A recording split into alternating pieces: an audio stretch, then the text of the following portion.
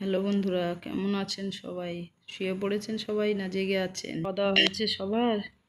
চলুন, আমার ছেলে আজকে বলছে যে মা, আজকে তুমি তোমার হাতে রাধা বল্লভী ঘুগনি দিয়ে আজকে রাত্রে খাবো।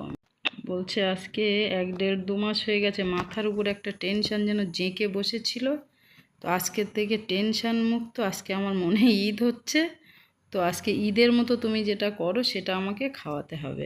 কি খাবে বলো? বলছে মা রাধা বল্লভী আর মটর দিয়ে আলু ঘুগনি করো।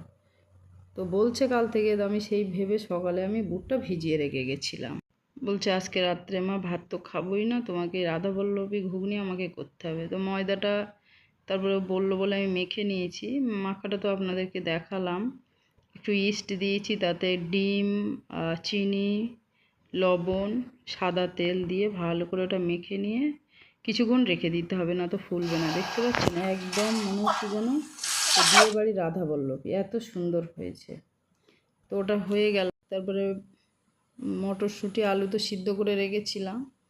দেখি তবে একটা মশলা করে নেবো। আমি এতে আদা রসুন পেস্ট একসঙ্গে দিলাম, দিয়ে একটু পানি দিয়েছি। তাতে আমি ঝাল, হলুদ, তারপরে গুঁড়ো মশলা, গরম মশলা, জিরে গুঁড়ো, ধনে গুঁড়ো সব দিয়ে একসঙ্গে একটা পেস্ট করে নিয়েছি। নিয়ে যা সে ভুলেই তো গেছিলাম, তেল দিয়েছি, পেঁয়াজ মানে ওদিকে প্রেশার কুকারে বসিয়ে দিয়েছি। দিয়ে পেঁয়াজটা লাল হয়ে গেছে, দিয়ে আমি মশলাটা ঢেলে দিলাম।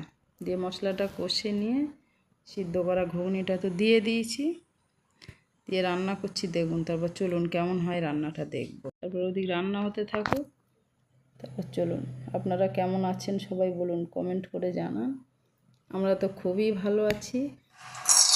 মায়ের বাটা খাবো বলে রেডি করে নিচ্ছে। একটা ডিম ভেজে দিলাম, প্লেটটা রেডি করে দেবো। বলছে মা আজকে আমি খুব খুশি, আমার মাথা থেকে টেনশনটা চলে যাচ্ছে, আমার একদম ভালো লাগছিলো না, আমি আজকে থেকে একদম হ্যাপি।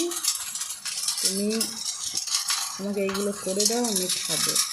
কেমন চলে যাবে? ঠিক আছে, তোমাকে করে দিই। আমার ছেলেরা খুশি থাকলে আমি একদম হ্যাপি।